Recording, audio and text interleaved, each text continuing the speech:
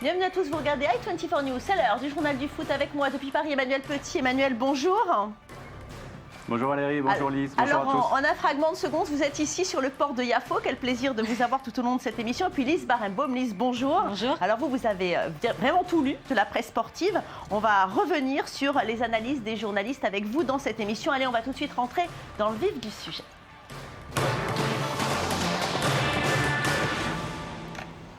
Et on ouvre cette émission avec le championnat espagnol. Tout va bien pour le Barça qui enchaîne face au promu Eibar avec une victoire 3-0. Le Real Madrid, quant à lui, est impressionnant. La Casablanca n'a fait qu'une bouchée de Levante 5-0. L'Atlético Madrid sort facile vainqueur de sa confrontation entre l'Espagnol Barcelone alors que Valence enregistre sa première défaite de la saison 3-0 contre la Corogne. Séville, de son côté, bat tranquillement Elche.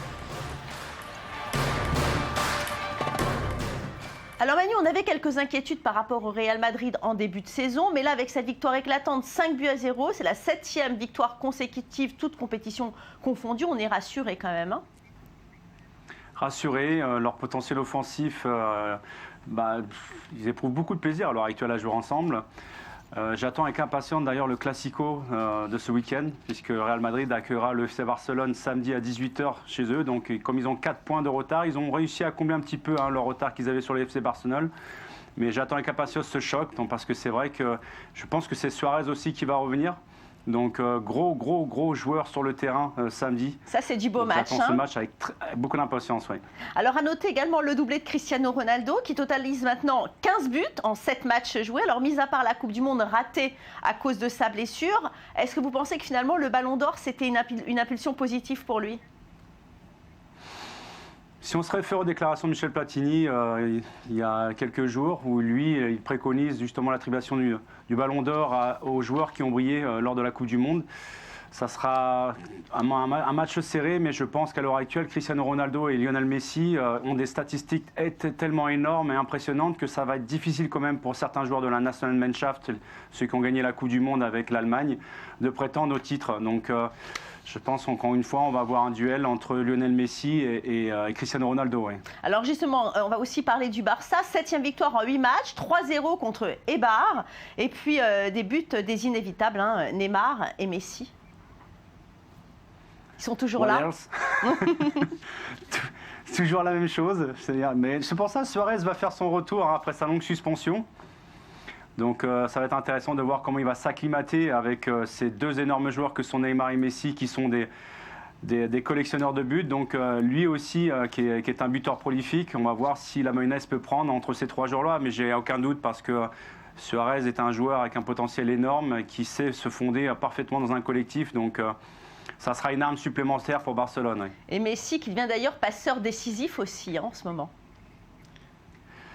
On compte plus ses passes, c'est hallucinant quand même. Hein. Quand on voit ce petit garçon de Rosario, Argentine, qui à l'époque à 5 ans était diagnostiqué avec une anomalie hormonale, on s'aperçoit que sur un coup de destin, il a réussi à arriver à Barcelone. Comme quoi la vie peut se jouer sur un coup de dé de temps en temps. Donc beaucoup à son âge avaient dit qu'il ne pouvait plus jouer au football. Et aujourd'hui, regardez, il a cassé 100 records dans le football à l'heure actuelle. Il a 27 ans, il n'a plus rien à prouver. Il empile les trophées quand on empile les chemises dans un dressing. Donc c'est tout simplement hallucinant. D'ailleurs, c'est une belle semaine pour lui, Lise Barenbaum. On fête un anniversaire.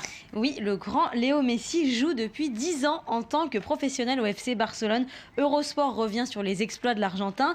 Le 16 octobre 2004, Messi devenait à 17 ans et 3 mois le plus jeune joueur à porter les couleurs du Barça en Liga. Il était entré à l'époque à 10 minutes de la fin d'un derby contre l'Espagnol Barcelone. Et la nouvelle pépite de la Masia s'était déjà fait remarquer en équipe de réserve où il avait multiplié les prouesses. Alors à l'époque, il était discret, très discret. Fabregas raconte même que ses coéquipiers croyaient qu'il était muet et que c'est grâce à la PlayStation qu'ils ont découvert qu'il pouvait Oui, Manu ? Vous avez raison, Louise. Je vais même vous raconter une anecdote sur Lionel Messi ou que pas beaucoup de gens le savent. C'est qu'en dehors de sa problématique, quand il était jeune, d'un point de vue hormonal, où il n'arrivait pas à grandir, c'est sa grand-mère qui l'amenait constamment à l'entraînement. Et c'est sa grand-mère qui s'est pris la tête avec les entraîneurs à l'époque pour les obliger à mettre Lionel Messi sur le terrain. Parce que les entraîneurs considéraient qu'il était tellement petit qu'il n'avait pas le physique pour jouer au football. Donc, comme je vous ai dit précédemment, le destin d'un grand homme, aussi petit soit-il, peut être au détour de quelques choses futiles dans la vie. Mais avec la volonté de certaines personnes autour de lui, il a su justement tracer son chemin et avoir cette formidable carrière. Bon, le grand Messi qui a aussi eu quand même quelques faiblesses au Barça, hein, Lise Barenboim. Oui, c'est le Figaro qui a décidé de revenir sur les 10 plus grands couacs de la carrière de l'Argentin. Il a régulièrement, on le sait, des problèmes avec le fisc espagnol. Il est poursuivi pour une fraude de plus de 4 millions d'euros. L'affaire n'est toujours pas terminée. Autre problème moins grave, Messi aime les costumes plutôt originaux. Lors de la cérémonie du Ballon d'Or en 2011, il avait fait le buzz en arrivant à Zurich avec un fameux costume à pois noir et blanc. Le journal revient aussi sur ses coupes de cheveux un peu ratées, ses prestations étranges dans des publicités pour shampoing ou encore son absence sur les réseaux sociaux et quelque chose qu'on sait moins, son caractère de cochon avec ses coéquipiers qui n'hésitent parfois pas à tyranniser. Alors, qu'est-ce que vous en pensez, Manu? Un peu de jalousie peut-être de la part de ses coéquipiers. Puis après tout, chacun ses goûts. Aussi, c'est vrai que c'est spécial le costume à pois, mais pourquoi pas après tout, hein? C'est quelqu'un d'extrêmement introverti, vous l'avez souligné, à tel point que quand il était jeune, encore une fois, il avait besoin d'un interprète pour le représenter à l'école. Vous vous rendez compte? C'est pas un expert de la communication. La seule façon qu'il a justement de parler, c'est sur le terrain, balle au pied. Donc moi, ce que vous avez évoqué, ces petits couacs, entre guillemets, à part le problème avec le fisc espagnol, pour moi, c'est aléatoire, ce sont que des détails. Alors, l'adversaire du Barça, et la presse évidemment s'enthousiaste pour cette équipe d'Eibar. Elle évolue pour la première fois en Liga, Lise Barenboim. Oui, et l'équipe consacre un article à Eibar, la Cendrillon de la Liga. C'est un petit club basque qui a donc perdu 3-0 contre le Barça. Et a priori, cette équipe n'a rien à faire en Liga. Eibar, c'est une petite ville industrielle de 27 000 habitants. Et malgré son petit budget de 4 millions d'euros, Eibar a conquis le titre de champion de D2 l'année dernière. Les dirigeants ont toujours géré le club d'une manière très rigoureuse. À Eibar, aucun joueur ne touche plus que le salaire minimum, soit 129 000 euros par an. Et cet été, ils ont même réussi un tour de force, réunir 1 700 000 euros pour faire une augmentation de capital grâce à la souscription de milliers d'actionnaires, des Espagnols, mais aussi des Américains et même des Chinois. En tout cas, derrière les grands projets, il y a toujours quelqu'un qui est caché. Derrière ce projet-là d'Eibar, il y a un homme. Oui, c'est l'entraîneur Gaisca Garitano qui serait l'artisan de cette réussite. Il est arrivé alors que l'équipe n'était qu'en D3 et grâce à des prêts de joueurs et à des joueurs libres, il a réussi 2 montées consécutives. Son pilier, c'est le défenseur Raúl Navas. Il est 9e de la Liga. Le 10, il ne baisse jamais les bras. Les Azulgranas le déclarent, leurs armes à eux, ce sont la force et le sacrifice. Manu, vous pensez qu'Eibar va se maintenir en Liga ou bien ils vont finalement descendre aussi vite qu'ils sont montés? Pour l'instant, ils sont cramponnés au milieu du classement. Ils ne sont pas très loin de la zone relégable. Mais très sincèrement, quand je vois le parcours qu'ils peuvent faire à domicile, parce que c'est un petit stade champêtre, hein, vous l'avez souligné, c'est très difficile justement pour les équipes de la Liga habituées à jouer devant des enceintes de 40-50 000 spectateurs, quand c'est pas plus, de jouer dans des stades champêtres où il y a une ferveur, une identité territoriale extrêmement forte. D'ailleurs, c'est pour ça que le club s'attache à ne prendre essentiellement que des Basques. Il n'y a que 3 étrangers au sein de l'effectif à l'heure actuelle. Vous faisiez état de leur budget, c'était 4 millions en Ligue 2 espagnole. Ils y sont restés pendant 26 ans. Aujourd'hui, c'est 18 millions en Liga. C'est à des années-lumière des budgets du FC Barcelone et Real Madrid. Et pourtant, ils sont là. Donc, ça prouve une fois de plus que dans la mondialisation du foot business à l'heure actuelle, on peut avoir un projet économico-sportif viable sans avoir justement un appétit féroce en tout cas, bravo, qui entraînerait justement la chute du club. Dites-moi, Manu, bravo en tout cas de la part des autorités espagnoles, parce qu'on se rappelle l'histoire de l'USNAC. Ils n'ont pas été acceptés, eux, en division supérieure. Comme quoi, en Espagne, c'est possible. On connaît les raisons, donc moi ce que je souligne surtout, c'est que les autorités espagnoles sportives ont permis justement, donnent la possibilité à Eibar de pouvoir mettre leur stade en conformité, puisque à l'heure actuelle c'est un stade qui est aux environs de 5500 places, donc il faut savoir qu'il y a une loi au sein des statuts de la Ligue espagnole qui oblige les clubs à avoir des enceintes minimum 15 000 places. Donc il leur donne 3 ans pour se mettre en conformité, ce que l'USNAC n'a pas eu justement. Donc à souligner quand même que la comparaison pour moi s'arrête là, parce que Eibar a joué quand même 26 ans en Ligue 2. L'USNAC, eux, ne montaient que de national en Ligue 2 pour leur première fois, sans enceinte sportive, dans un village qui compte à peu près 600 âmes. Oui. Donc vous voyez la différence. Oui, donc c'était une équipe qui était quand même nettement moins professionnelle. Alors l'Atlético Madrid, de son côté, s'est bien remis de sa défaite face à Valence. Les colchoneros se sont imposés 2-0 contre l'Espagnol Barcelone et se rapprochent du haut du classement. Manu Petit, alors Lise, l'Atlético, qui n'est peut-être pas premier du championnat, mais en matière de publicité, ils sont très imaginatifs. Ils pourraient même inspirer la Ligue 1 en termes d'espace publicitaire. Oui, c'est l'équipe qui parle d'une Vous parlez nouveauté. de quoi Des chaussettes. Stop Des et Time. chaussettes à l'Atlético Des chaussettes, ouais. Madrid. Hier, les Vous en coachs... avez déjà porté, Manu Petit, des chaussettes publicitaires? Si, des chaussettes de récupération. Mais bon, on ne les voyait pas parce que c'était des chaussettes de contention pour le retour sanguin, en fait.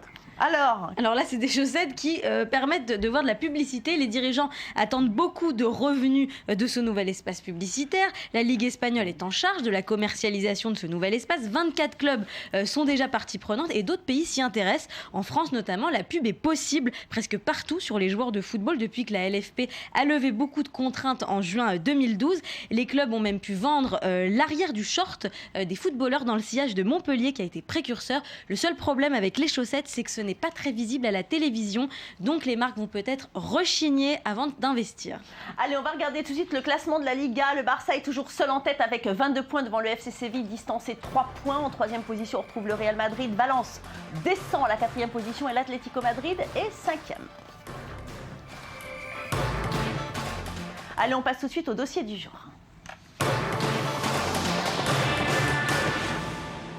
Le Barça n'en finit pas de défrayer les chroniques. Après les frasques financières de Messi, le leader du championnat espagnol pourrait bien changer de ligue. La Catalogne est en pleine crise politique, désireuse de son indépendance. La région devrait régler le problème de ses clubs de foot si sa demande aboutit. Et le Barça devra donc rejoindre le championnat voisin. Pourquoi pas la Ligue 1? Les explications de Lise Barenbaum. Et si le Barça jouait en Ligue 1? Une utopie qui pourrait bien voir le jour si la Catalogne obtient sa liberté. La période est à la fièvre indépendantiste à Barcelone. Inspirés par les Écossais, les Catalans organisent une consultation sur le statut de leur région en Espagne. Après avoir constaté le fort message envoyé par les Écossais et les Britanniques au monde, nous pensons que le processus politique catalan sera renforcé les prochaines semaines. Dans cette situation, la presse sportive espagnole imagine des hypothèses improbables concernant le FC Barcelone. La loi espagnole n'autorise pas les formations d'États étrangers à participer aux compétitions locales, à l'exception de la principauté d'Andorre. Le quotidien espagnol Mundo Deportivo a même avancé que le Barça avait réalisé une consultation discrète pour savoir s'il était possible de postuler chez son voisin français. Mais le départ des Blaugranas vers la Ligue 1 ressemblerait à un casse-tête insoluble sur le plan juridique. Le siège social du club devrait être implanté sur le territoire français. Par ailleurs, le principe de territorialité, fondamental pour l'UEFA, ne serait pas respecté. Pour l'institution, le football doit être organisé sur une base nationale. En France, certains voudraient que le Barça commence en bas de l'échelle, alors qu'un club d'une telle envergure ne peut appartenir qu'à l'élite. Mais le Barça traîne aussi une dette de presque 300 millions d'euros que la DNCG, le gendarme financier du football français, ne devrait pas apprécier. Autre handicap, les Catalans sont encore très dépendants des droits TV. Le club a touché 150 millions d'euros de droits en 2013-2014, bien loin des 44 millions du PSG. Le Barça devrait donc s'adapter aux tarifs français et risquerait d'en souffrir. Le club barcelonais génère une masse salariale hors norme chaque année, avec près de 10 joueurs à plus de 5 millions d'euros nets par saison. Ce scénario extravagant a pourtant déjà existé. En France, Monaco fait partie de la Ligue 1 alors que la Principauté est un État indépendant. Depuis de nombreuses années, les deux géants de Glasgow, le Celtic ou les Rangers, parlent par exemple d'un transfert vers la Première Ligue pour reprendre leur essor économique. Reste à savoir si Messi, Neymar et Suarez sont prêts à affronter les petits Français à la place de Ronaldo, Rodriguez et Bale. Alors Manu, on a beaucoup parlé, cette polémique de Monaco qui devait être oui ou non en Ligue 1. Ça a été réglé que dernièrement. Est-ce que le Barça en Ligue 1, vous y croyez? C'est une histoire d'argent, mais plus que ça. Moi, je crois qu'à l'heure actuelle, le pouvoir est centralisé à Madrid, donc les Castillans. C'est vrai que la lutte est ancestrale entre la Catalogne et les Castillans. Moi, je dirais que chacun essaye un petit peu, comme sur un échiquier, d'avancer ses pions. Je vois très mal le FC Barcelone incorporer la Ligue 1 pour les raisons que vous avez évoquées. Donc moi je pense que ça va passer par un vote constitutionnel à l'heure actuelle au niveau du Parlement. Donc pour moi ça serait la raison qui devrait l'emporter dans cette histoire. Même si le Barça, on se sert en fait du Barça à l'heure actuelle pour obliger la Catalogne à se soumettre un petit peu au destin de l'Espagne. Donc la Catalogne a toujours été rattachée à l'Espagne. Alors c'est vrai qu'ils veulent depuis longtemps avoir leur indépendance. Je ne suis pas certain que ça soit de bon augure. Merci beaucoup, Manu Petit. Utiliser le Barça pour ça, je ne suis pas certain que ça soit bien. Merci à vous pour votre expertise. Merci à vous, Lise Barembo. Malheureusement, cette édition s'achève, que le temps passe vite. En votre compagnie, à vous deux, on se retrouve la semaine prochaine pour la suite des championnats européens. Reste avec nous car l'info, c'est tout de suite et c'est sur i24 News. Au revoir.